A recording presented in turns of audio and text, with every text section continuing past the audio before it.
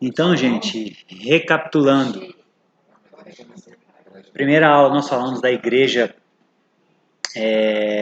apostólica, né, do ano 33, quando Jesus morre, institui a igreja, até o ano 100.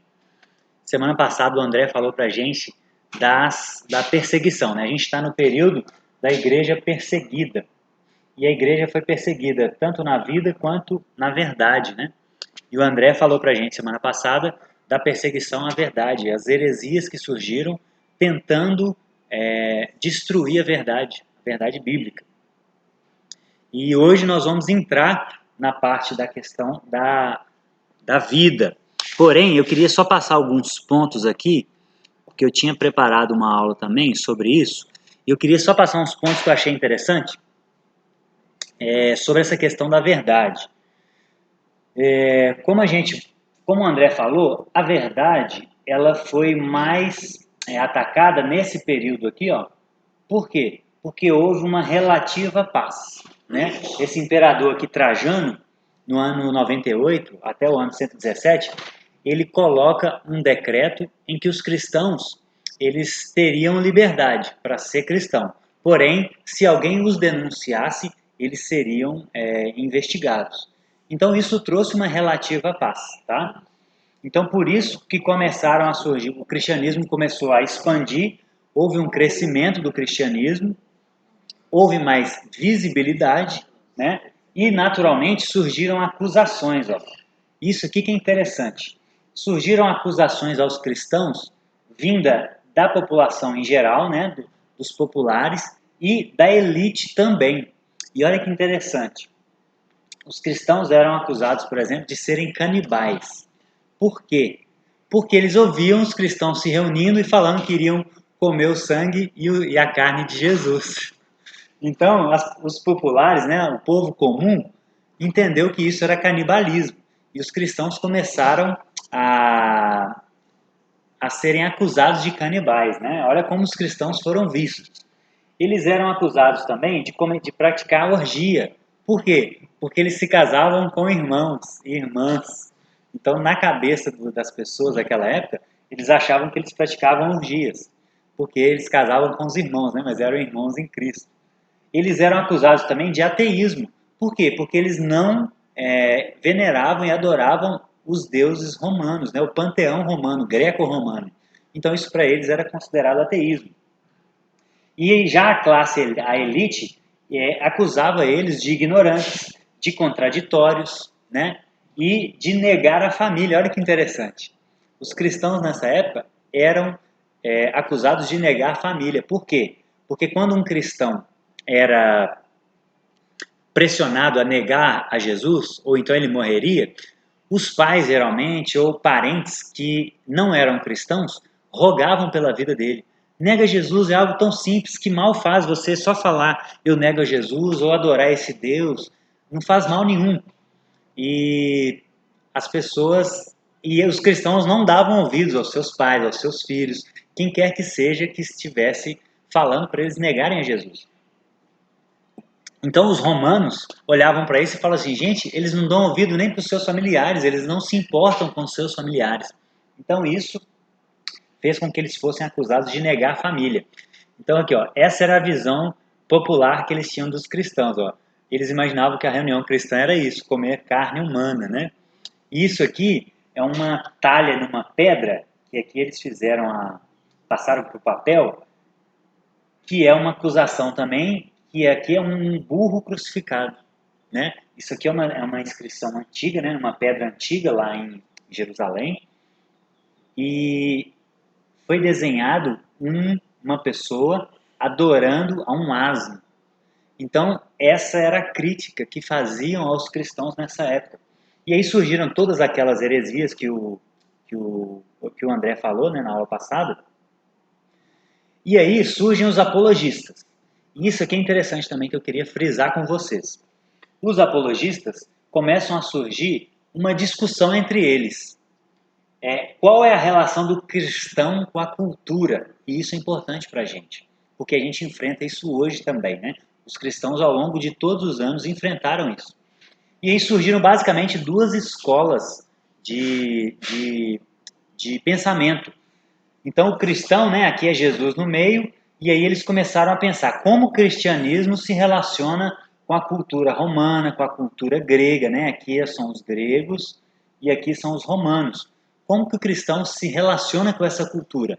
Nós devemos abraçar as coisas que eles falam, que eles dizem, ou devemos rejeitar totalmente? E aí surgem duas escolas. Uma que acha que a gente pode abraçar algumas coisas, por exemplo, que nem tudo é ruim, que vem de uma cultura, mesmo que não seja cristã. E outros, por exemplo, como Tertuliano, se não me engano, um dos pais da igreja, ele falou até aquela frase famosa. Deixa eu ver se está aqui. Não. Ele falou aquela frase famosa. O que há entre Jerusalém e Atenas? O que há entre Jerusalém e Atenas? Ou seja, como que a gente pode conciliar as coisas? Não tem como conciliar. Jerusalém é a cidade santa, Atenas são pagãos, então não dá para a gente conciliar isso. E aí surgem essas duas escolas de pensamento. E aí vão surgir os apologistas que defendiam ou essa conciliação com o ensinamento grego e romano, né, com a cultura da sua época, e outros que rejeitavam claramente isso. Né? Eu acho que, biblicamente, quando a gente vê, eu acho que é possível algum engajamento com a cultura, né? Até porque o Novo Testamento foi escrito em grego. Por quê? Porque naquela época a cultura grega já tinha, desde o período interbíblico, já tinha disseminado a língua grega e vários judeus falavam grego.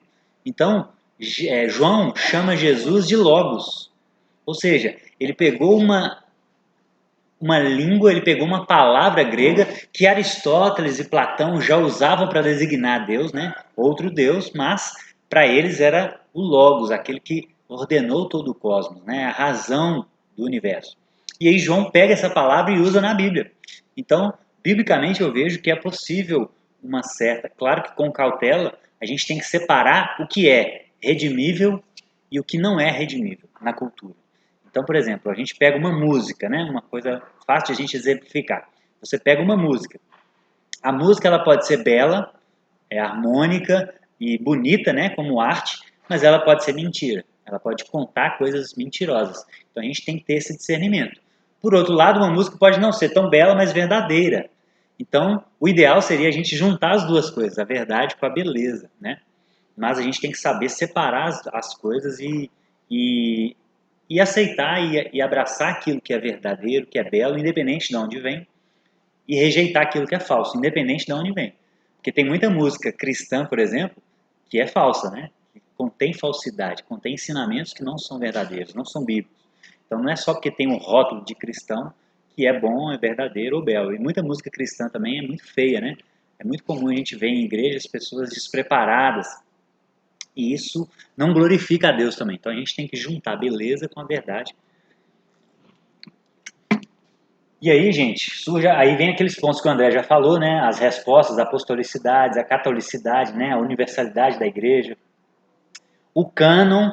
E aqui que eu queria entrar um pouquinho mais e dar um bônus de uma outra aula que a gente tem, que é sobre confiabilidade histórica da Bíblia.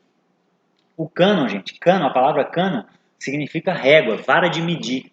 Então, cânon nada mais é do que um critério que os primeiros cristãos tentaram buscar para saber o que era escrito bíblico, o que era palavra de Deus e o que não era. Então, por isso que tem a ver com régua, né? Essa é um critério para medir as coisas. E um dos critérios que eles usaram foram que só entraria na escritura aquilo que fosse escrito por um apóstolo ou por uma testemunha ocular de um apóstolo. Então, por exemplo, Mateus e João eram apóstolos, escreveram seus evangelhos. Mas Marcos e Lucas não. Mas eles tiveram contato com um apóstolo, eles foram testemunha ocular de um apóstolo de Jesus. Então, esse foi um dos critérios, né? E já no fim do século II, a maior parte do Novo Testamento já compunha as escrituras de todas as igrejas cristãs, os 4 evangelhos, Atos e as epístolas paulinas. Então, já no final do século II. Então, foi muito cedo. O início de formação do cânon foi muito cedo. E aí, eu quero mostrar um outro slide aqui para vocês, da aula de confiabilidade histórica da Bíblia. para a gente entrar um pouquinho mais nessa história da formação do cânon e para a gente responder principalmente as maiores críticas que nós temos hoje em dia é que a Bíblia não é confiável. E o que significa Bíblia, gente? Bíblia vem do grego biblon, que significa rolo ou livro, né? É uma biblioteca, é um conjunto de livros. A Bíblia foi formada ao longo de 1.600 anos, ó, na época de Moisés, de 1.500 a.C. até João, 100 depois de Cristo. Então foi numa distância de 1.600 anos. Fala, amigo. Foram escritas por 40 autores diferentes, em diferentes épocas e regiões. Então pensa num livro que foi escrito ao longo de muitos anos, por 40 autores diferentes, que não tiveram contato em muitas das vezes. É formado pelo Antigo Testamento, que tem 39 livros, no cânon protestante. Né? A gente pode falar um pouco disso também, do cânon protestante e do cânon católico romano. E o Novo Testamento tem 27 livros, dá 66 aqui. Né?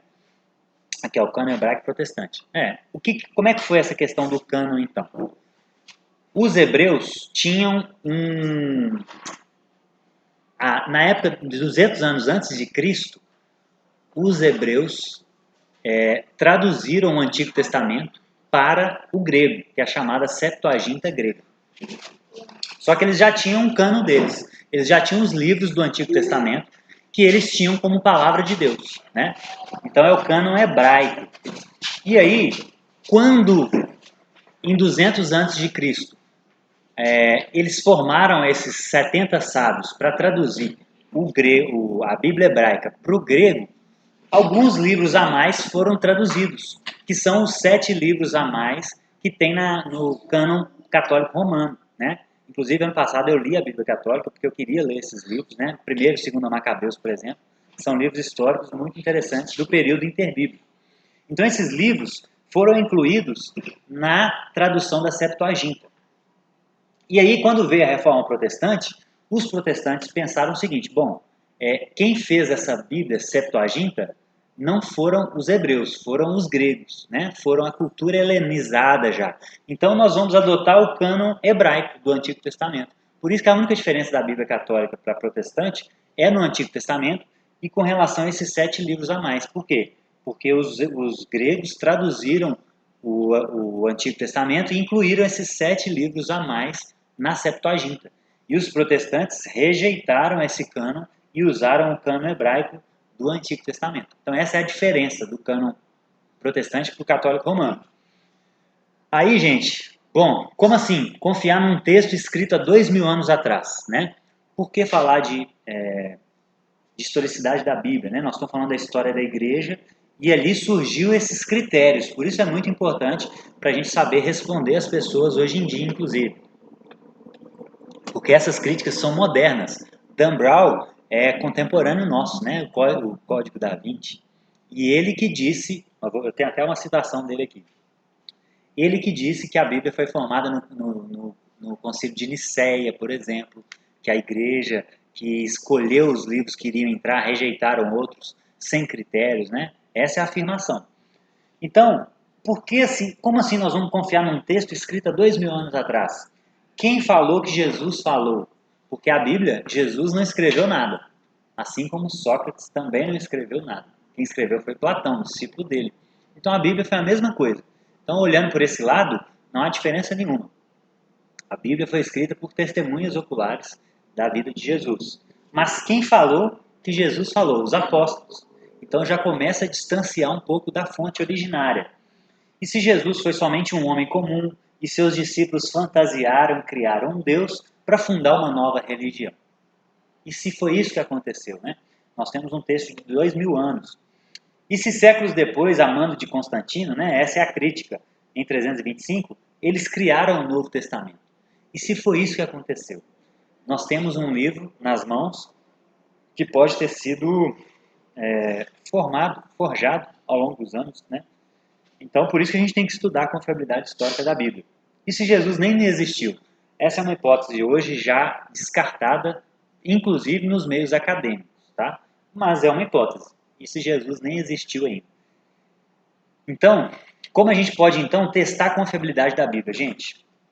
Por exemplo, o Novo Testamento, né, nós vamos focar no Novo Testamento, nós somos cristãos, ele gira em torno da pessoa histórica de Jesus. Logo, a história é a disciplina indicada para a gente fazer esses testes. Né? A gente não vai usar física, química, a gente precisa da história. E Lucas, por exemplo, quando ele vai começar o evangelho dele, ele situa a sua história, né, a sua narração, a sua narrativa, historicamente. Ele fala, olha, no reinado de Pôncio Pilatos, o imperador de tal lugar era tal, o imperador tetrarca era tal. Ele vai citando vários nomes. Lucas é um dos livros mais históricos da Bíblia, então eles tinham esse interesse. E aí existem alguns testes históricos. Por exemplo, o número de manuscritos disponíveis para estudo hoje, né? O espaço de tempo, esse é o mais importante. Ó. Pensando em história, esse aqui é o mais importante. O espaço de tempo entre o fato e o primeiro registro. Esse é o mais importante. Por quê? Todo mundo já brincou de telefone sem fio. Então, se algo acontecer aqui hoje, marcante na história, imagina que o Maurício é arrebatado. E aí, temos 4 testemunhas desse fato. Se nós passarmos isso para os nossos filhos, os nossos filhos passarem para os filhos deles, daqui 50 anos ou 100 anos, a probabilidade de a gente mudar algumas coisas do fato original é maior do que se alguém registrar isso o quanto antes. Concorda? Então, o registro histórico mais próximo do fato é mais importante, porque isso garante mais confiabilidade histórica. Tá?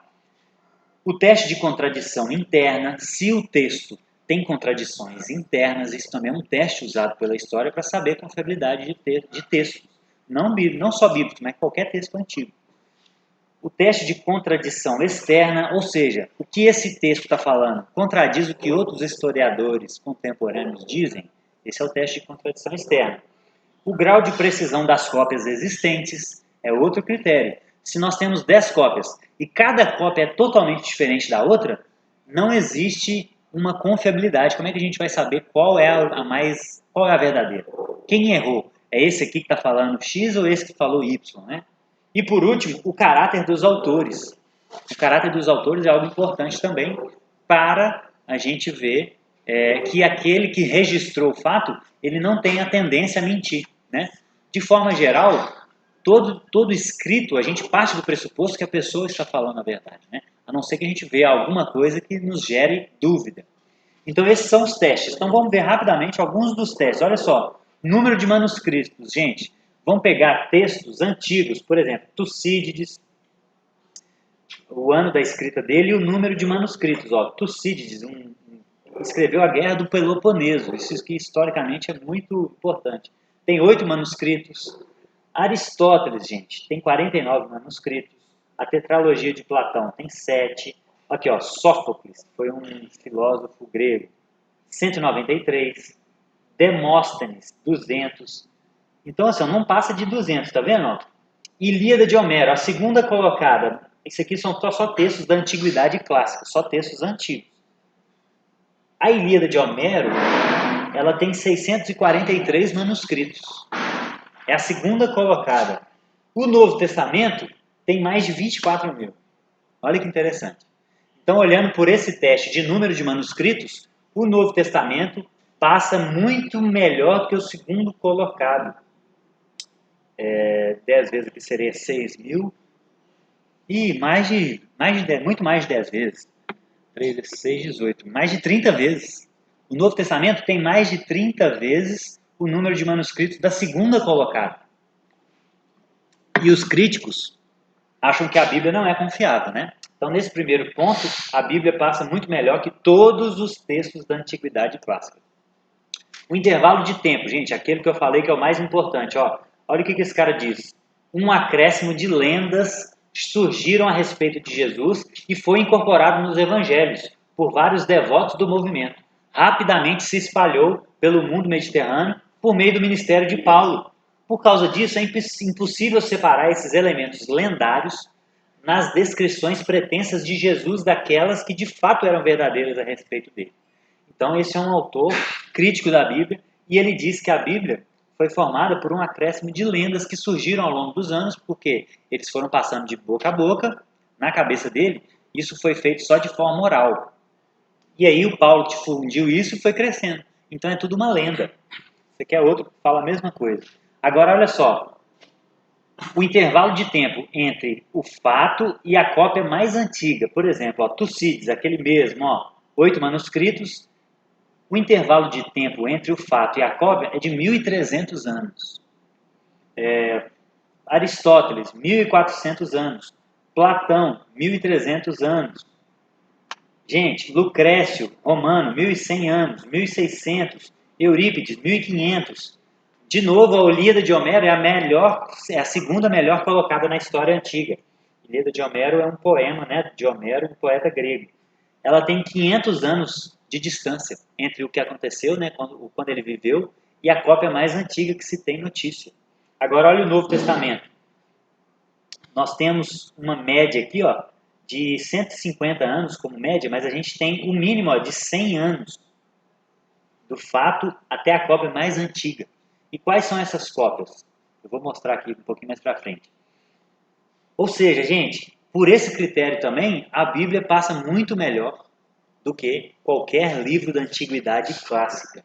Nós temos uma distância muito inferior. Historicamente, gente, 100 anos ainda é pouco, porque os historiadores vão dizer o seguinte: enquanto houver vivo pessoas que tiveram contato com testemunhas oculares, isso é um período seguro historicamente. E foi esse o critério que os primeiros cristãos estipularam, né? Eles não tinham ainda essa desenvoltura da história, essa evolução da história ao longo dos anos, mas eles já tinham claro esse critério que isso é lógico, né? Isso, a lógica, quem criou a lógica foi Deus, e isso está disponível para qualquer pessoa que pense, a qualquer época. Então, a gente vive numa cultura muito cientificista e acha que o mundo só evoluiu de 200 anos para cá com a explosão da ciência. Não, mas as pessoas antigamente eram inteligentes também, né? Eles pensavam. Então, olha só, se a gente for olhar, olha só, a Ilíada de Homero, esses 500 anos é um manuscrito, gente. Ele tem 643, né? 643 manuscritos. Só que o mais novo deles data de 500 anos depois do fato. Os outros manuscritos são mais distantes. Agora vamos comparar por esse mesmo critério com o Novo Testamento. Ó, do século II nós temos 2 papiros, do século II e III, 5 papiros, 1 uncial. No século III, ó, 28, vai aumentando. Ó, século IV, até o século VI, né, que são 500 anos, nós temos 146 manuscritos do Novo Testamento. Ou seja, se a gente for usar o mesmo critério da Ilíada de Homero, até 500 anos, nós temos 146 manuscritos contra 1 de Homero. Então, assim, o Novo Testamento é impressionante. E como que a gente desmonta essa falácia, né, de dizer que o cristianismo surgiu no ano 325 com Constantino, porque até então era só tradição oral, e aí foram surgindo lendas ao longo disso, e aí Constantino, como ele era o imperador, ele foi divulgando ao que ele decidiu que era a versão oficial. Esse é o argumento dos críticos. A arqueologia já descartou essas possibilidades. Por quê? Encontraram esse papiro aqui, ó, Budmer II, que data do ano 200 depois de Cristo. E ele tem muitos textos da Bíblia. Ou seja, 125 anos antes do Concílio de Nicéia. Depois encontraram um fragmento que, esse aqui ainda há dúvida, do Evangelho de Marcos, que data do ano 190 depois de Cristo. Mas esse ainda há dúvida, esse é mais recente, é só uma descoberta recente, eu acrescentei esse slide aqui depois. Esse aqui já é mais, já é certo, ó, tá lá esses 3 que eu vou falar, estão lá no Museu de Londres. Esse papiro Chester Betley data do ano 155 depois de Cristo. Um papiro bem grande também, ó. E o mais antigo é o papiro fragmento John Highlands, é só um fragmento de 6 centímetros de tamanho, e ele tem o Evangelho de João, e ele foi datado em 130 depois de Cristo. E foi encontrado longe da Ásia Menor, ou seja, por outros critérios, a gente entende que ele foi escrito bem antes disso, porque até ele chegar no local onde ele foi encontrado, datado em 130 depois de Cristo, ele foi escrito antes. Então, assim, arqueologicamente, nós temos provas concretas de que isso é uma falácia e facilmente desmentida, né? para mostrar que a Bíblia não surgiu com Constantino, a Bíblia não foi formada como eles dizem, né? Aqui a data provável de cada escrito dos livros da Bíblia, né? O primeiro foi Gálatas, no ano 49, e aí vai seguindo, né? Aqui são os evangelhos, ó. Marcos, ao que se acredita, é o mais antigo, depois vem Mateus, Lucas e João. Teste de contradição interna, gente. Então eu só queria focar naqueles 2 pontos. Aqui são questões, são outras questões que não tem tanto a ver com a igreja antiga, né, que é o que a gente está estudando. Eu só queria mostrar aqueles 2 testes que foram os testes que a igreja primitiva usou para desenvolver e formar o cânon. Então, por isso que eu queria focar naqueles 3. Mas eu acho que a gente tem essa aula aqui gravada também, então quem quiser acesso a essa aula a gente tem, tá bom? Mas, resumidamente, o Novo Testamento também passa no teste de contradição interna muito, muito bem. Ele tem Inclusive, a gente está começando uma série lá no Instagram de aparentes contradições da Bíblia, né? E a primeira que eu falei lá foi dos 2 textos de Mateus e de Lucas. Que Mateus diz que os dois ladrões estavam blasfemando. Lucas diz que um dos ladrões blasfemava. Isso é uma contradição interna? Essa é a questão. E aí, aquele livro que eu apresentei lá, o autor ele vai mostrar por argumentos históricos, lógicos, por deduções e por bom senso, que se um ladrão, se os dois, provavelmente o que aconteceu? Os 2 começaram blasfemando. Porém, quando eles viram Jesus orando por aqueles que estavam perseguindo ele, um dos 2 se arrependeu. Então Mateus focou no início, quando os 2 estavam blasfemando. E Lucas focou no final da história, quando um já tinha arrependido, né? E só o outro continuou blasfemando. Então não há contradição, né? Diferente seria que se um falasse existia um ladrão na cruz e o outro falasse não existia nenhum ladrão na cruz. Isso é uma contradição, né? Existem coisas que não são contradição, elas se complementam. O mesmo exemplo é da morte de Judas. Os evangelhos dizem que Judas se enforcou. Porém, no livro de Atos, diz que as suas entranhas foram derramadas. Ora, não são coisas contraditórias. Se ele se enforcou numa árvore alta e a corda arrebentou e ele caiu no chão e espatifou seu corpo no chão, as entranhas dele derramaram. Então são 2 coisas que se complementam, né? Então não há contradição. Então o primeiro ponto é, com bom senso a gente consegue muita coisa, né? O teste de contradição externa, gente, nós também temos muitos historiadores que não são cristãos, historiadores. José, por exemplo, foi um historiador judeu, Tasso, Suetônio, Plínio, Trajano, que é os imperadores, Flegon, Talos, todos eles citam, inclusive o Talmud judaico, ó, todos eles, aqui ó, um evangelho apócrifo também, que os livros apócrifos, gente, historicamente, isso é um ponto importante. Eles não estão no cânon, por quê? Porque eles não foram considerados fidedignos para questões doutrinárias, para regras de fé. Mas não quer dizer que eles não tenham informações históricas. O livro de Macabeus eu achei muito interessante, porque ele narra a Guerra dos Macabeus, que é historicamente estabelecida já, no ano 160 a.C., quando Judas Macabeu se rebela contra os gregos. Então, muitos livros não entraram no cânon por questões de regra de fé, e não porque eles são totalmente mentira, né? São 2 coisas diferentes. Então, o Evangelho da Verdade, que é um livro antigo, é uma obra gnóstica, escrito no século II, historicamente ela tem peso. Por quê? Porque ela fala da pessoa de Jesus. Ele pode falar uma característica errada de Jesus. E aí entra o critério. Quem é mais confiável? Alguém que escreveu no século II, um gnóstico, ou um apóstolo, que era discípulo de Jesus? Por exemplo, tem um apócrifo que fala sobre a infância de Jesus. É confiável? Historicamente. Então, Agora, doutrinamento. aí a gente pensa o seguinte: um dos testes era o caráter dos autores. Lembra? Daqueles 6 testes? Um é o caráter dos autores. Se um autor vem falando algo que não é verdade em alguma questão, isso descredibiliza, isso você fica pelo menos com o pé atrás, em uma outra questão. Então, assim, pode ser, os testemunhas oculares não registraram nada, ele está mais distante, registrou, poxa, é menos confiável do que os apóstolos.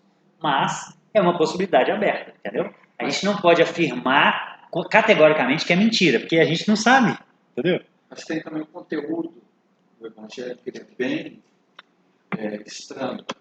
Jesus amaldiçoando os meninos, Jesus ordenando que outros meninos venham a morrer. Então, o próprio conteúdo já descredibiliza bastante esse Evangelho da infância de Jesus. Então outros critérios que vão somando para a gente não aceitar isso como verdade, né? Mas, por que só ele foi ter essa revelação secreta, né? Ele é gnóstico. Então, é muita coisa contra, entendeu? Então é difícil acreditar. Os apóstolos é uma terra. Muito. Exatamente. Muito. Aqui algumas citações, ó. O grau de precisão das cópias, gente. O Novo Testamento, ele tem 98,33% de precisão. Então, quando a gente pega aqueles 24 mil manuscritos, o grau de precisão das cópias é de 98,33%. Isso é incrível. Por quê? Os monges, ao longo de toda a Idade Média, desde o início até chegar hoje, eles tiveram uma atenção que gerou esse nível de precisão. Isso é impressionante. E quando a gente vai olhar aquelas coisas que não são precisas, não são questões essenciais à fé, são questões periféricas. Então, nenhuma doutrina da Escritura é prejudicada por esses erros de copistas. São em questões secundárias. Esquece uma letra, inverte uma palavra com outra. Exatamente. Então, são coisas que não interferem no conteúdo da Escritura. E por último, gente, o caráter dos autores, né? E aí, quando a gente vai olhar para os autores do Novo Testamento, a gente viu na primeira aula como eles terminaram. Todos foram martirizados. Por quê? Porque diziam que Jesus ressuscitou dos mortos. Ah, mas é fácil, Bruno. Os muçulmanos, os homens-bomba, também morrem por aquilo que eles acreditam. A questão é, qual que é o diferencial dos apóstolos? Eles tinham condição de saber se aquilo era verdade ou mentira, porque eles eram testemunhas oculares. Hoje, alguém morrer por afirmar que Jesus ressuscitou é muito diferente das testemunhas oculares morrerem afirmando que Jesus ressuscitou. Eles tinham condições de saber se era verdade ou não. E o argumento é que eles inventaram tudo isso. A grande pergunta é: quem morreria por algo que sabe ser mentira? Um ia fraquejar. Exatamente, essa é a diferença. Os muçulmanos, todo mundo que morre por uma causa, morre porque acredita que aquilo é verdade. Agora, quem inventaria uma mentira e morreria por ela? Essa é a grande pergunta. É uma pergunta lógica, né? E aí quando a gente vai olhar a vida dos apóstolos, existem fatores, né? O Norman Geisler, naquele livro Não Tenho Fé Suficiente para Ser Ateu, um livro sensacional, gente. Ele traz vários argumentos para mostrar que o caráter dos autores, inclusive historicamente,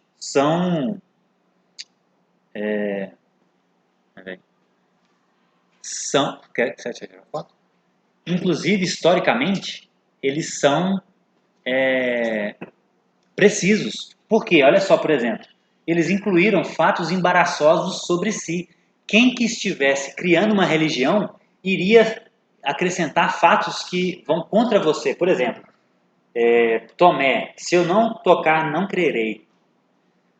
Pedro, jamais te negarei, Senhor. E aí depois registra que ele negou Jesus 3 vezes.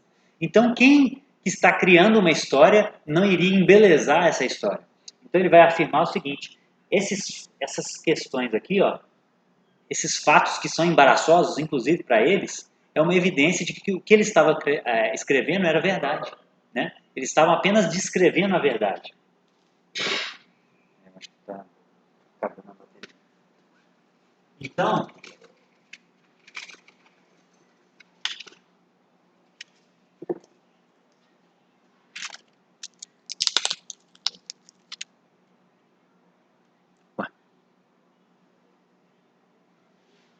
é o computador que está travando. Pera aí, gente.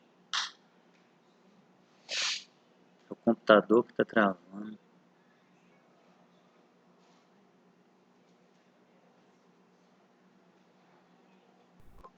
Aconteceu um problema. Inicie o PowerPoint. Enfim, teve um problema aqui nesse slide, gente, mas isso aqui a gente já viu na aula passada. Todos os autores morreram por aquilo que eles acreditavam ser verdade, né? Isso mostra que eles estavam sendo, no mínimo, honestos, verdadeiros. Então, mas se é verdade ou não, aí a gente viu esses critérios que mostram que a Bíblia é confiável historicamente. E aí, o último slide, eu faço um resumo. O número de manuscritos, né? A distância entre o fato e a cópia, aquelas testes de contradições interna e externa, mais o caráter dos autores, mostra que o Novo Testamento é o livro mais confiável da história da Antiguidade Clássica. E isso surgiu já no início da igreja, né? Agora vamos voltar para a nossa aula, o outro slide. Evangelho da verdade, né? Você falou que ele é bom. Isso, Evangelho da Verdade.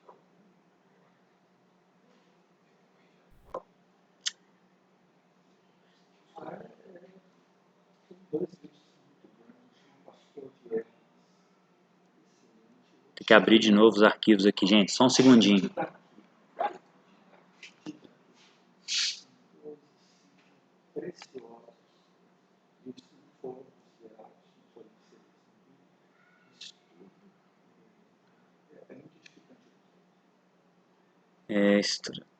Deu um erro no PowerPoint. Aí na gravação e vocês também não iriam ver aqui, né?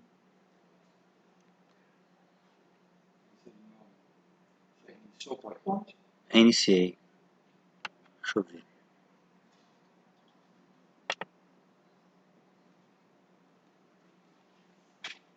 Bom,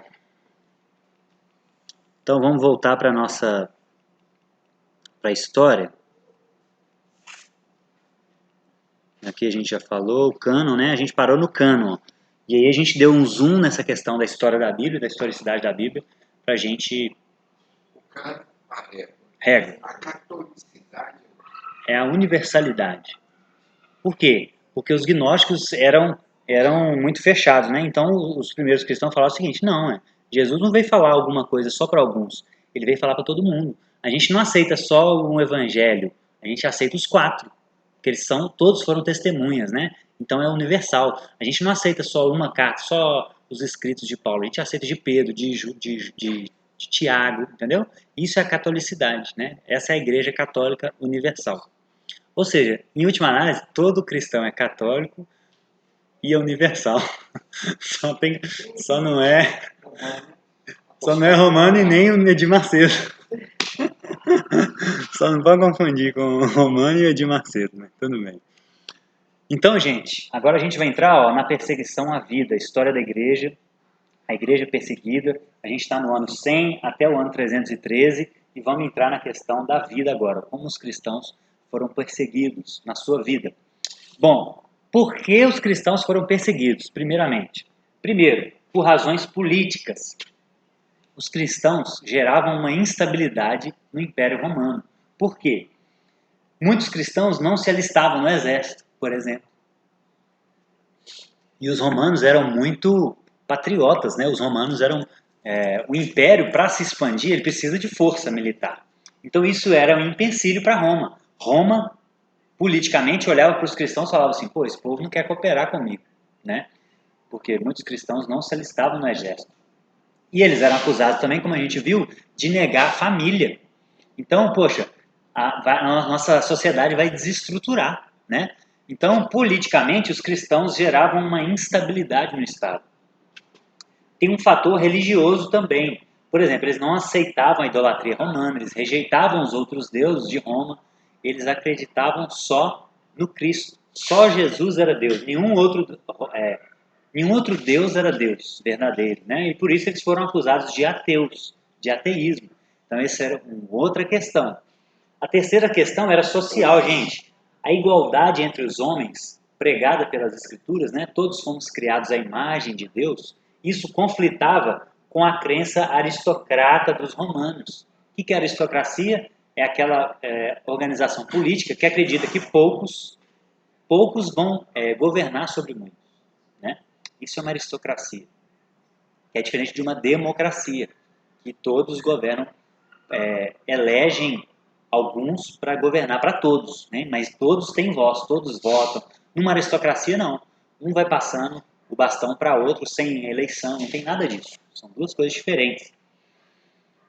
Então, os cristãos também, eles não frequentavam muitas das festividades romanas. Por quê? Naquela época, o Estado não era laico. Então, a maioria das festividades oficiais do Estado eram linkadas com idolatria.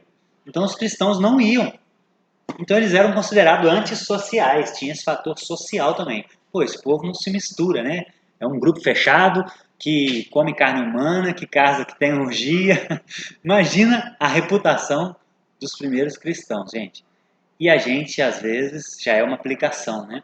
A gente, às vezes, fica muito cheio de não me toque para não ter a nossa reputação manchada, né? Eu vi um vídeo esses dias do Jonas Madureira, ele falando assim, você não quer ser chamado de cristão, você não quer ser chamado de evangélico, por quê? Você está com nojinho? Você está com medo da sua reputação? Ele fala com esse tom irônico. E veja como eram vistos os cristãos nos primeiros séculos. E eles não estavam preocupados com isso. Eles não estavam preocupados com a reputação que eles teriam de fora. É claro que eles faziam o que eles achavam que era verdadeiro e justo diante de Deus. Isso é o que importa. Se alguém vai pensar coisas erradas de nós, não está no nosso alcance, né? Nós não temos poder sobre isso, né? E por último, uma razão econômica, gente. Os artífices, eles lucravam muito com fábrica de ídolos, de peças religiosas. Então, lá em Atos, Paulo já começou a enfrentar isso, né? Os ourives reuniram e falaram, olha, esse Paulo está pregando contra os nossos deuses, e aí a gente sabe que o nosso sustento vem dessa profissão, então nós temos que rebelar contra esse Paulo. E toda a cidade fez um tumulto lá para expulsar Paulo de lá. Então, Paulo já enfrentou isso. E outro fator econômico é o seguinte, Roma, ao longo dos anos, ela foi decaindo até cair o Império Romano, né, em 576, não é isso? 476. 476, que é o início da Idade Média. E aí, vieram pestes, vieram fome, vieram muitos desastres a Roma. E o que eles entendiam? Pelo fato dos cristãos terem abandonado os deuses estão irados contra nós. Por isso está vindo tudo isso de ruim contra a gente. Então, gente, os cristãos foram perseguidos por todas essas questões. Não foram uma questão isolada, foram várias.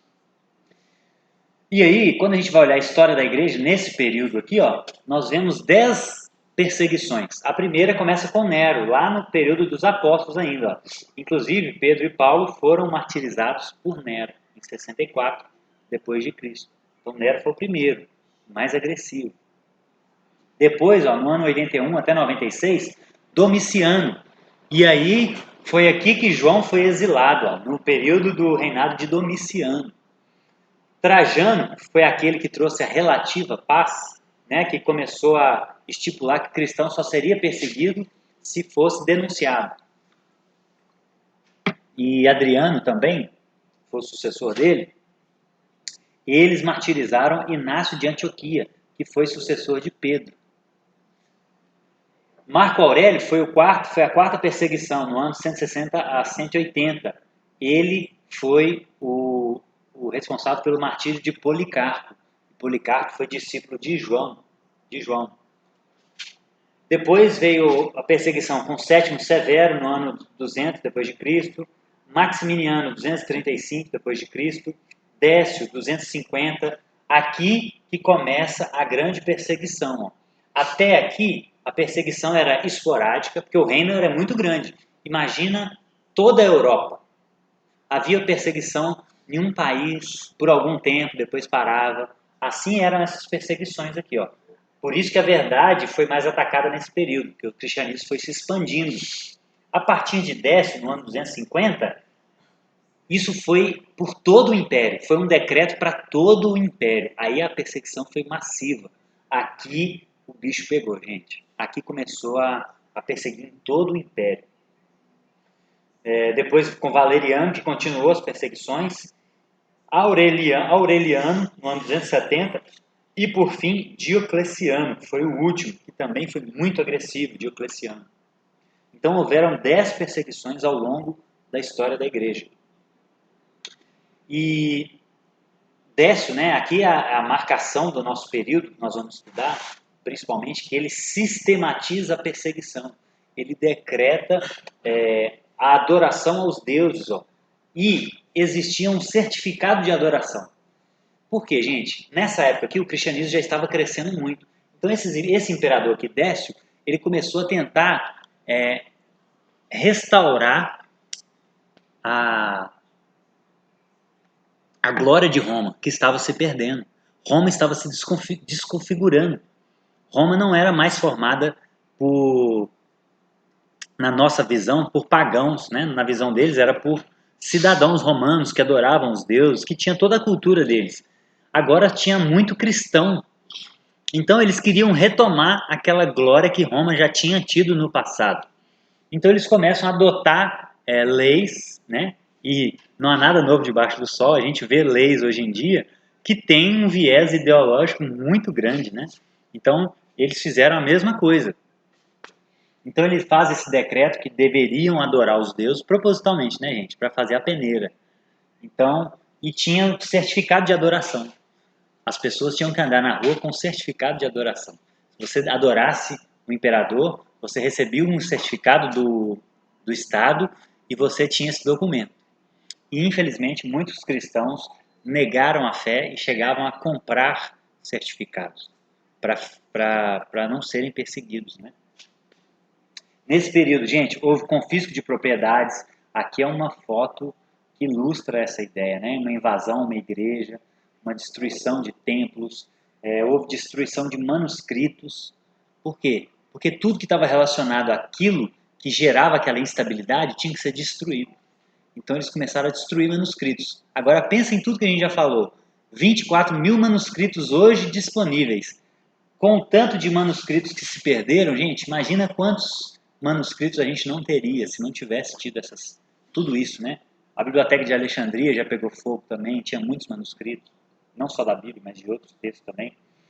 E aqui, gente, o Fox, no Livro dos Mártires, ele diz o seguinte: por que Décio começou a perseguir os cristãos?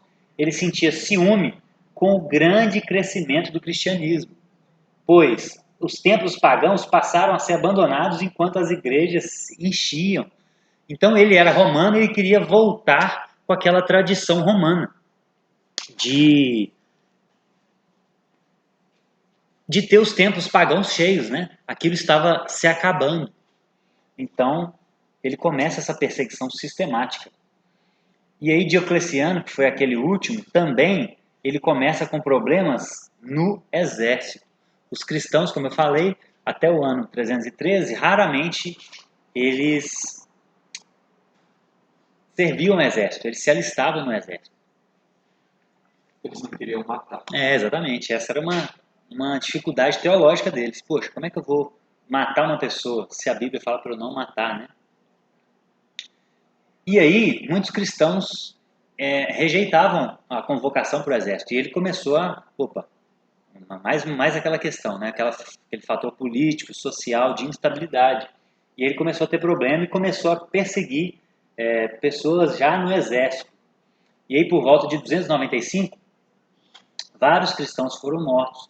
Uns por negarem a ser inscritos no exército e outros porque tentaram abandonar o exército. Então, Diocleciano começou a perseguição no exército. E aí, em seguida, gente, ele decreta que todos os cristãos da corte tinham que oferecer sacrifício diante dos deuses. Prisca e Valéria sacrificaram, mas o grande mordomo Doroteu e vários outros sofreram martírio. Eu quis trazer esse ponto aqui também, ó, do Gonzales. Por quê? Porque mostra um exemplo de pessoas que fraquejaram também. Prisca e Valéria desertaram, abandonaram a fé, sacrificaram aos ídolos. Então, a história da igreja é uma história real, de pessoas influenciadas pelo pecado, que estavam buscando santidade e que em muitos momentos falharam também, como a gente falha. E esses aqui falharam em questões cruciais, né? E a gente está aqui exatamente para preparar pessoas para os últimos dias, para que a gente não falhe se vivermos a vinda do anticristo, por exemplo.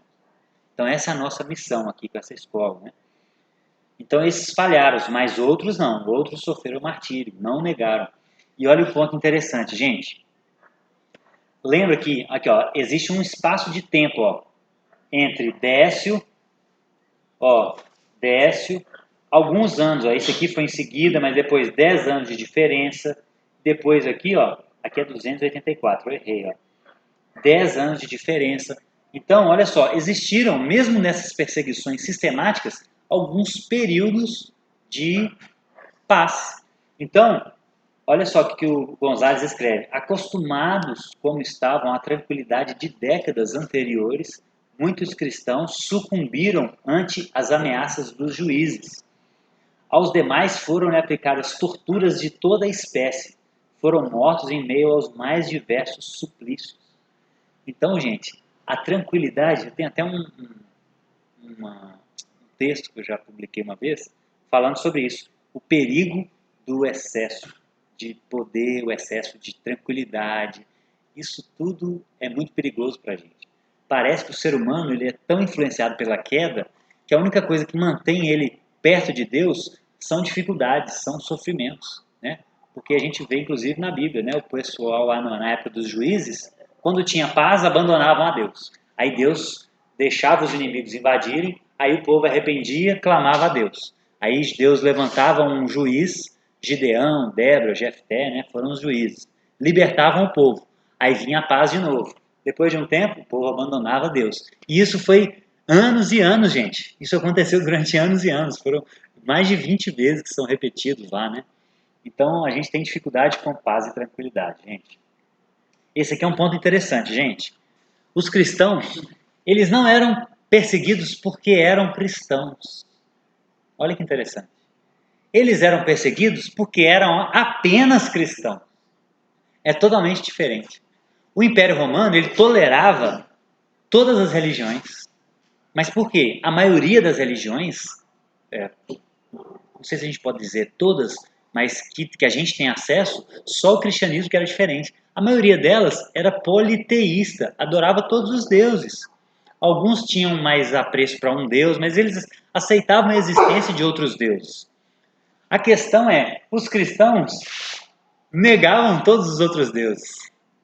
Então, o problema deles é que eles eram só cristãos. E aí? E nós? Como somos nós? Nós abraçamos outros deuses na nossa vida? E deuses não só feitos por mãos humanas, mas qualquer Deus que toma o nosso coração, né? Jesus ele não falou muito sobre deuses feitos por mãos humanas. Ele falou sobre outros deuses. Por exemplo, o dinheiro, Mamon. Jesus falou, a gente não pode adorar Deus e o Mamon, porque um vai aborrecer o outro e brigar. Adora a Deus ou ao dinheiro. Então, o dinheiro pode ser um Deus, a fama, o poder, tudo pode se transformar em um Deus, não só um outro Deus formado por mãos humanas. Então, gente, os cristãos eram perseguidos porque eram apenas cristãos. Nas outras religiões, e eles deveriam ter falado com os cristãos assim, não, você pode ser cristão, vem cá. Tá vendo o panteão aqui? Ó, tem 500 deuses, põe Jesus aqui no meio. E os cristãos provavelmente falavam assim, não, mas Jesus não é mais um Deus. Ele é o Deus verdadeiro. Todos esses outros são falsos. Foi isso que Paulo falou lá em Atenas. Foi isso que Paulo pregou lá em Atenas, né? Estou vendo que vocês são muito religiosos, mas eu estou aqui para pregar o Deus que criou os céus e a terra. Né? São duas coisas totalmente diferentes. Esse era o posicionamento dos cristãos. E hoje a gente tem a tendência moderna de querer agradar todo mundo, de querer ganhar seguidores, né? Ou medo de perder seguidores. Então nós, na nossa cultura, nós temos uma tendência a aliviar o evangelho. Nós temos uma tendência de refrescar o evangelho. De não falar o que o evangelho diz por medo das consequências. Medos sociais, financeiros, reputação, enfim. Mas esses primeiros cristãos, gente, não tinham. E era isso que eles enfrentavam. Um aqui sendo queimado vivo e os outros no meio do Coliseu, em meio a leões, que ficavam dias sem comer propositalmente, para que eles chegassem aqui e trucidassem eles. Tem um monte de gente assistindo. Isso era o espetáculo, isso era o Mineirão da época, né? E tolerância hoje, gente, é definida em termos sentimentalistas, né? Eu quis trazer isso aqui porque hoje a gente vem de uma fase em que nós estamos sendo tolhidos do nosso direito de pregar o evangelho. Aos poucos, é óbvio. É óbvio que aos poucos. Ninguém vai chegar lá, não vai chegar um presidente com tridente, com um garfo, né, do diabo, e falar assim, vamos abolir o cristianismo, agora vamos ser ateus. Não é assim que o diabo age. Ele age aos poucos. Então já estão surgindo leis, já estão surgindo ideias de que, por exemplo, você dizer que outra religião é falsa, é intolerância, ou se você dizer que um orixá é demônio, isso é considerado intolerância religiosa e daqui a pouco já vai ter pena, crime. Gente, nós viemos de um período de paz, não é? Mesma história, nada novo debaixo do sol. E estamos vendo o início de uma nova perseguição. E creio eu, e tomara que estejamos certos, já a preparação para o anticristo, né? Porque aí Jesus está voltando logo. Então tomara que seja. Então a gente tem que tomar cuidado. A gente está preocupado mais em agradar as pessoas ou salvar as pessoas. A gente está preocupado mais com se a pessoa vai achar que você é uma pessoa gente boa ou você está preocupado com o destino eterno dela. Essas são questões que a gente precisa pensar hoje. E eu lembrei do texto de Ezequiel 3,18 que diz o seguinte: quando eu disser ao ímpio, certamente morrerá, se você não o avisar, nem falar para o ímpio acerca do seu mau caminho, a fim de salvar a sua vida, aquele ímpio morrerá na sua iniquidade. Mas o seu sangue da tua mão requererei. Olha que responsabilidade. Então nós estamos preocupados em ser gente boa para todo mundo. E é claro que a gente não tem que ser o ranzinza também, né, gente? Óbvio que não. A questão é, em amor, nós temos que falar a verdade.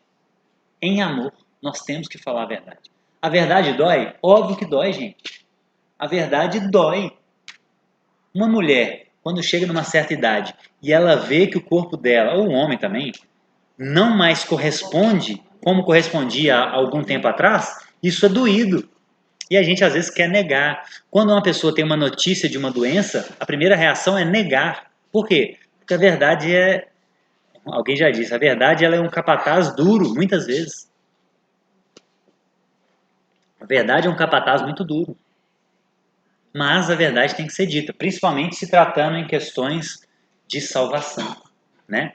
Então nós temos que preocupar com a verdade, não se nós vamos agradar ou se nós vamos ser bem aceitos. Aí, gente, eu queria trazer alguns mártires para a gente aprender a ser cristãos com eles. E o primeiro deles é Inácio de Antioquia, que foi discípulo de Pedro. Ó. Ele negou a adorar os deuses do Império Romano. Ele viveu no ano 107. Ó. Ele estava vivendo no período, já no início do segundo século. E olha o que ele disse, gente. Sou trigo de Deus. Quando ele foi questionado e questionado para ele negar Jesus, ele disse o seguinte: olha, eu sou trigo de Deus. Os dentes das feras hão de moer-me para que possa ser oferecido como limpo pão de Cristo. Então, um homem que estava condenado à morte e a morrer por feras, né, cachorros, leões, ele disse isso. Olha a tranquilidade e a serenidade desse homem. Né? E aí é bom para a gente ir pensando como a gente reagiria nessas situações. Como nós reagiríamos se fosse hoje. Né? E a grande notícia a boa notícia ainda há tempo. Ainda há tempo da gente buscar a Deus para a gente se fortalecer, para que a gente consiga se passarmos por essas provas, vencer como essas pessoas venceram, né? Porque é isso que é vencer na vida, gente. Vencer na vida, hoje o conceito é totalmente distorcido, né? Vencer na vida é conseguir ser fiel a Deus. Isso é vencer na vida. Hoje, o conceito de vencer na vida, em 90% dos casos, estão ligados a questões financeiras, a questões de prestígio, de fama, mas vencer na vida não tem nada a ver disso. Não adianta ganhar o mundo inteiro e perder a nossa alma, né? Disse Jesus. Não adianta nada. Então isso aqui é vencer na vida. Esses homens venceram na vida. O próximo é Policarpo, que foi discípulo de João, já no ano 155. Ele, gente, foi condenado também à morte. E aí, ouve essa aqui, Léo, você vai gostar. Os soldados romanos foram lá buscar Policarpo. E aí, Policarpo abre a sua casa, sorridente, conversa com os soldados romanos e oferece para eles uma refeição.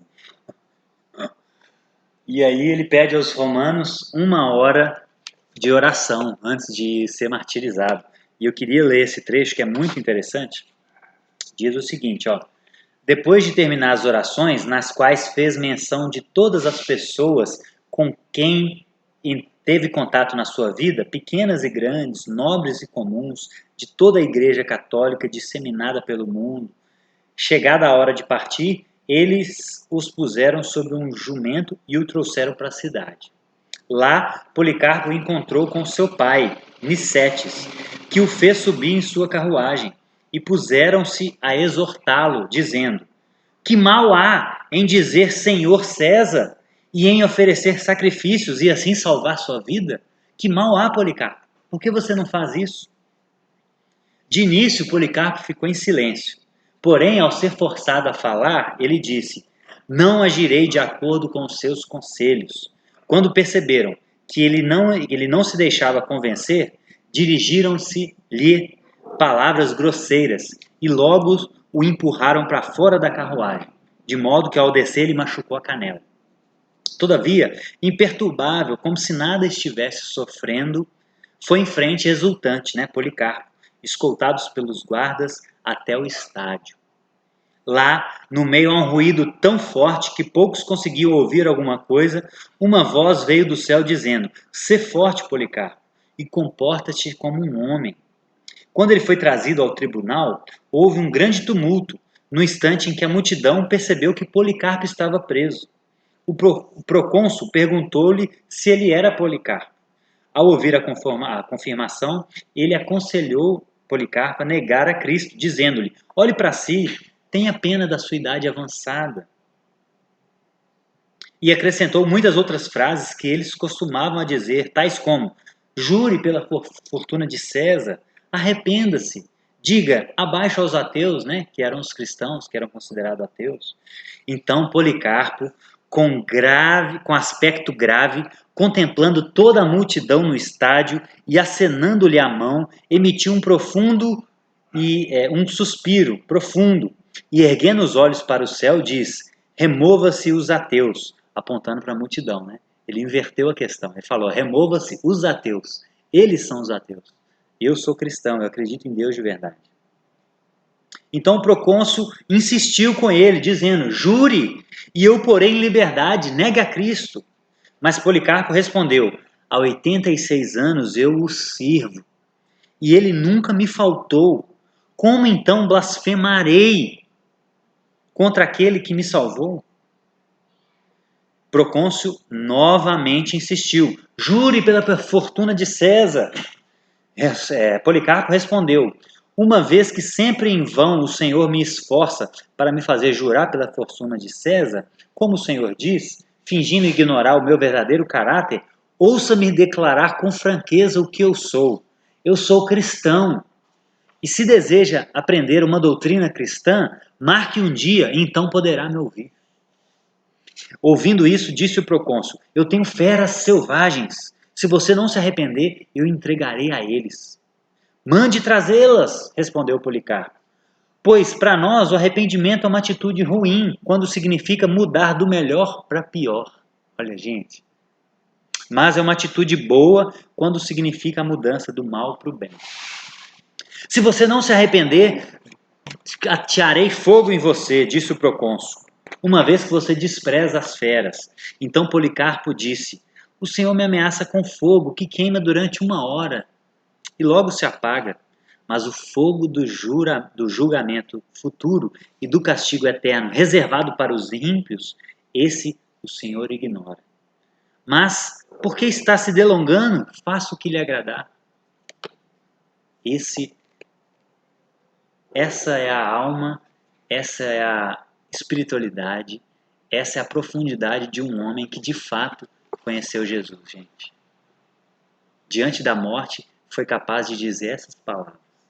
Isso é referência para nós do que é ser cristão, gente. A gente calma. Aí, gente, ele foi morto com fogo. Colocaram ele na fogueira.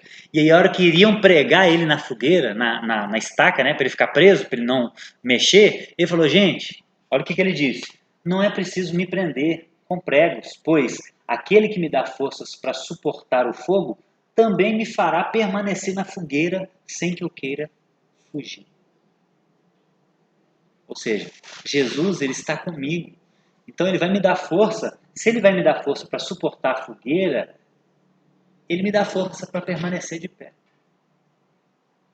E aí atearam fogo nele e as chamas passaram por ele, começaram a passar por ele, e ele não se queimava. E aí enfiaram uma lança na barriga dele para terminar de matar ele. Esse foi o fim de Policarpo. E, gente, a gente tem relatos nesse livro dos mártires, de mártires mais contemporâneos, mais modernos, por exemplo, John Huss, John Wycliffe, que foram martirizados porque traduziam a Bíblia, né? Isso era considerado uma heresia para a Igreja Romana. E John Huss, se não me engano, na noite anterior, onde ele ia ser martirizado, os amigos dele foram visitá-lo e eles não tinham luz elétrica naquela época, né? Eles estavam numa mesa com uma vela. E aí John Huss, os amigos tentando persuadi-lo da mesma forma a renegar, né, a se retratar com o Papa, e ele irredutível, falou: não, é direito do povo ter acesso à Bíblia, não vou me renegar, isso é verdade e tal. E aí diz a história de que ele começou a falar, olha, ele começou a recitar um texto do Antigo Testamento que falava sobre o fogo, e ele colocou o dedo no fogo. E o dedo dele ia se queimando e ele não se expressava, ele não expressava reação de dor, de tamanho êxtase, de tamanha presença de Deus que a pessoa está nesse momento.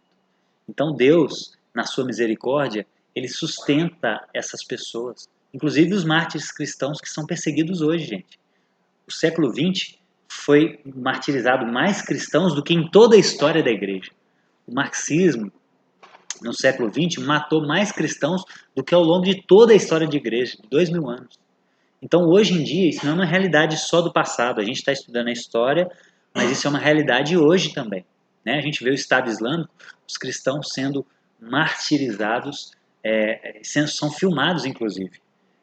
Eu vi um vídeo, assim, eu gosto de ver corpo humano, cirurgia, sangue, eu gosto de ver isso, gente. Mas sofrimento, né? Eu gosto de ver isso. Mas eu vi um vídeo que me chocou, foi os jihadistas lá, né, do Estado Islâmico, eles falando com o cristão não renegou a Jesus, e então eles abaixaram a cabeça dele assim, e o cara começou a passar o facão no pescoço do cara. E aí eu vi o cara começando a tremer assim, ó, e aquilo ali, aí começou a ver aí deu para ver o sangue, começou a ver a medula amarela, e aí depois ele começa a bater para degolar o cara. Aquilo ali foi um vídeo que me marcou. Eu nem consegui ver tudo. Mas isso é uma realidade hoje. Cristãos estão morrendo na mão do Estado Islâmico por serem cristãos. Simplesmente por serem cristãos. A grande pergunta para nós é: e nós? né? Nós vamos ver mais alguns mártires aqui para a gente ser edificados. Julião, no ano 250, foi martirizado por Décio, aquele que iniciou a sistematização da perseguição. E ele foi morto, gente, foi colocado numa bolsa de couro com escorpiões e serpentes e jogado ao mar. Esse era o nível de crueldade que era imprimido a essas pessoas. Simplesmente por você dizer que Jesus é o único Salvador. Outro interessante, Pedro, na mesma época, foi um jovem que foi decapitado por recusar a sacrificar a Vênus. E olha o que ele disse no seu julgamento, né? Muito me espanta que vocês ofereçam um sacrifício tão infame a tão infame mulher, né? Porque Vênus é feminina, cuja depravação foi registrada até mesmo pelos vossos próprios historiadores, e cuja vida constituem ações que as vossas leis castigariam. Não, oferecerei ao Deus verdadeiro o sacrifício agradável de louvores e preces. Olha o que esse homem disse à beira da morte. Outro homem foi Nicômaco, na mesma época. A perseguição aqui foi muito terrível. Ele se recusou a sacrificar aos ídolos e ele foi colocado, gente, esqueci o nome desse método de tortura aqui, mas ela vai esticando a pessoa. Ela prende os braços e prende as pernas e vai esticando a pessoa, vai esticando. E aí eles vão perguntando, nega Jesus, não nego. E aí vai esticando, e aí vai deslocando o ligamento, vai arrebentando o tendão, a articulação vai indo embora, e a dor vai aumentando, e aí eles vão aumentando cada vez mais a pressão. E aí ele dizia, não posso prestar aos demônios a reverência que é devida somente ao Todo-Poderoso. Ele disse isso. E aí ele foi colocado num cavalete, esse é o nome, cavalete. E interessante, gente, ele suportou por um tempo, mas depois ele se retratou. Eu quis trazer mais esse exemplo de mais uma pessoa que retrocedeu. Ele se retratou. E o mais triste da história dele é que, depois de negar Jesus, ele foi solto. Porém, ele agoniou no chão e faleceu em seguida. Olha isso. O que isso ensina pra gente, né? Seria só mais um pouquinho. Seria suportar só mais um pouco. E ele negou a fé no último instante. E morreu logo depois disso. Então, quando a gente estiver sofrendo por Cristo, e há muitos de nós podemos já estar sofrendo por Cristo, a gente precisa lembrar disso. Antes da gente abandonar a fé, abandonar a comunhão, abandonar a leitura da Bíblia, abandonar tudo aquilo que faz parte de uma espiritualidade cristã, é só mais um pouco. A gente pode morrer daqui a pouquinho. Então, se a gente suportar mais um pouquinho, pode ser que a gente consiga. Então, use isso para ter força, né? Para suportar um pouco mais. Outro ponto interessante nesse período, gente, são as catacumbas. Alguns diziam que a vida dos cristãos nessa época consistia em perseguições sobre a terra e orações no subsolo. Por quê? Porque as catacumbas eram cemitérios, né? Que eram colocados nas regiões periféricas de Roma, e as pessoas eram enterradas lá dentro. E, como eles eram perseguidos, muitos deles oravam lá dentro, se reuniam dentro dos cemitérios, das catacumbas. Essa foi conhecida também a Igreja das Catacumbas. Existem 60 delas em Roma. E olha que interessante, nas catacumbas tinham as inscrições, muitas pessoas cristãs eram enterradas aqui também. E aí, em algumas catacumbas cristãs, eles encontraram as seguintes inscrições, aqui jaz Márcia, posta a descansar em um sono de paz. Vitoriosos em paz e em Cristo. Outra inscrição. Outra dizia o seguinte, ao ser chamado, foi-se em paz. Isso é o que estava escrito nas catacumbas cristãs. Agora, em catacumbas pagãs, olha o contraste. Viva o momento presente, pois nenhuma outra certeza nos resta. Outra inscrição. Uma vez eu era, agora não sou. Nada sei sobre isso e não é da minha alçada. A outra inscrição, ó, peregrino, não me amaldiçoe ao passar aqui, pois estou em trevas e não posso responder. O que a gente aprende com isso? Muito interessante. Olha as palavras em vermelho: paz, sonho, chamado, descanso. Contrasta com uma pessoa que não tem Jesus, nenhuma certeza, eu não sou, estou em trevas. Ou seja, o cristianismo, a fé cristã, ela nos dá esperança para além do túmulo. Ela nos dá esperança no reino vindouro, para além dessa vida. E isso é reconfortante. Isso acalma o nosso coração. Isso acalma a nossa alma. Porque nós temos uma inquietação na alma que só é suprida por Deus. Só é suprida em Deus. A gente pode buscar qualquer outras coisas, aqueles ídolos que eu falei, dinheiro, outros deuses, sexo, poder, fama. A gente pode buscar plenitude em qualquer uma dessas coisas, mas a gente só encontra descanso de fato para a nossa alma em Cristo. Por quê? Porque nós somos criados para nos relacionar com Ele. E quando a gente se afasta dele, gera esse vazio existencial. Por isso que as pessoas buscam outros ídolos, outros deuses. E aí, gente, o fim da perseguição se dá no ano 313 depois de Cristo, com Constantino. Constâncio era o pai de Constantino, e nessa época aqui, ó, o Império Romano foi dividido em quatro imperadores diferentes, cada um dominava uma área de uma cor diferente, tá vendo? Constâncio dominava, que era o pai de Constantino, dominava essa região aqui, ó, perto da Itália. E aí diz a história que Constantino queria dominar Roma, para dominar todo o império.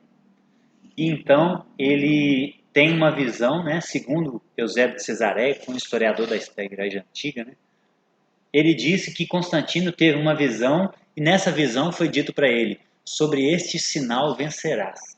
E aí ele viu uma cruz.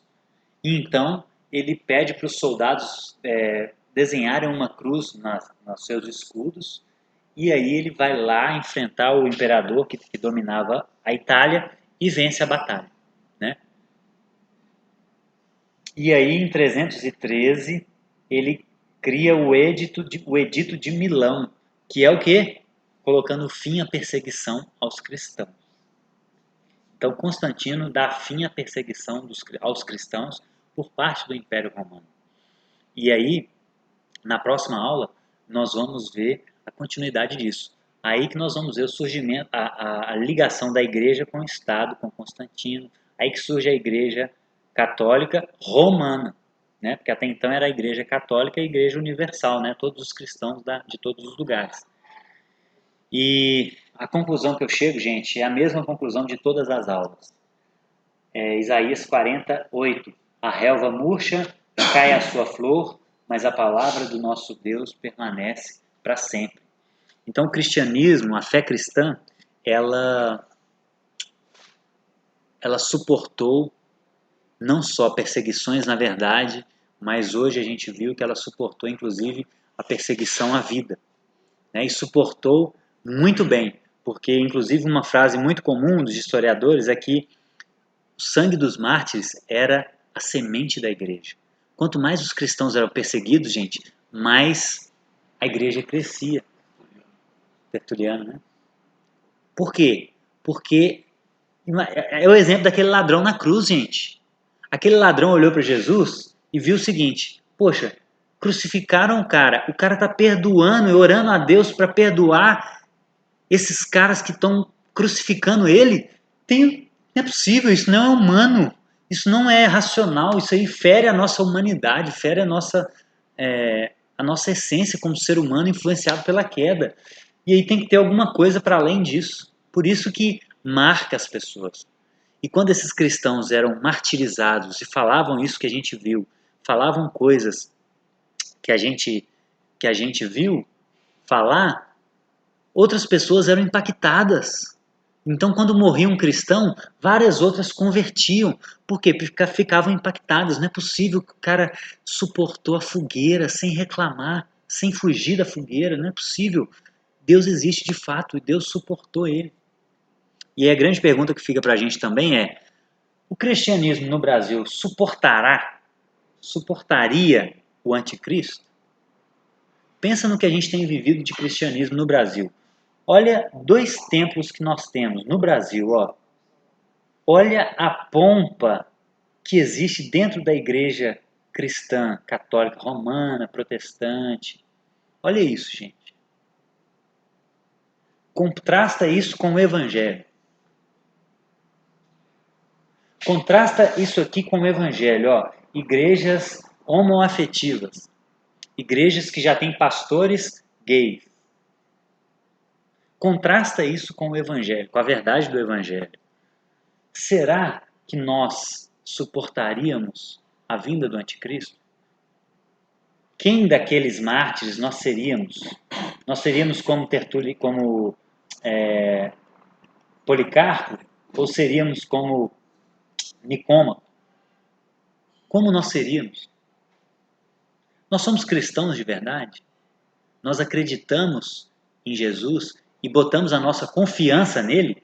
Porque a fé cristã não é só acreditar. Porque Tiago já disse. Você acredita que Deus é um só? Faz bem. Até os demônios acreditam. E creem. E tremem. Ou seja, Tiago coloca a crença em Deus no mesmo nível de um demônio. Ou seja, crer em Deus não diz nada sobre nós. A questão é, como Paulo fala em Romanos 10:9, desculpa. Se você confessar com a sua boca que Jesus ressuscitou dentre os mortos e crer no seu coração, você será salvo. O que Jesus disse? Aquele que crê e for batizado será salvo. Nós somos salvos de verdade? Ou nós só assumimos uma história cristã? Né? Nós nascemos num lar evangélico, num lar católico. Nós somos cristãos de verdade? Porque Deus não é evangélico nem católico. Deus é Deus. Deus ele vai vir buscar os seus filhos fiéis. Ele não vai vir buscar um evangélico ou um católico. Ele vai vir buscar os seus filhos fiéis. Nós somos fiéis a Deus? Nós temos a nossa vida, como João Batista pregou, a nossa vida traz frutos que são dignos de arrependimento?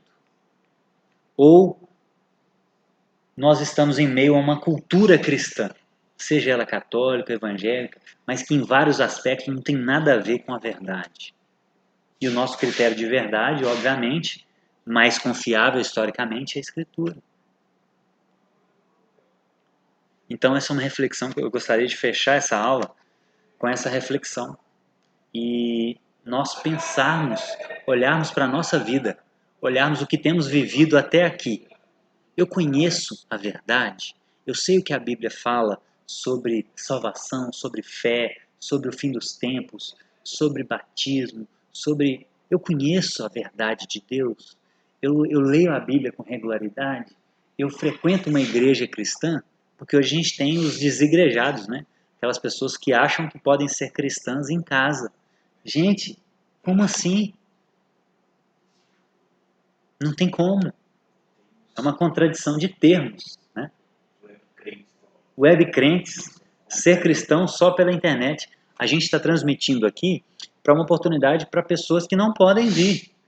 Não quer dizer que você também não possa assistir uma pregação na internet. A questão é, isso não pode substituir a vida cristã. E a vida cristã é presencial, é reunir, é congregar, é olhar no olho, é tomar café, é orar junto, é louvar junto, é ouvir a palavra juntos. Isso é fé cristã. E que fica essa reflexão aí para todos nós. E eu queria finalizar orando, pedindo a Deus uma misericórdia de nós. Misericórdia. Porque nós podemos ser contados no meio dessa bagunça cristã no Brasil.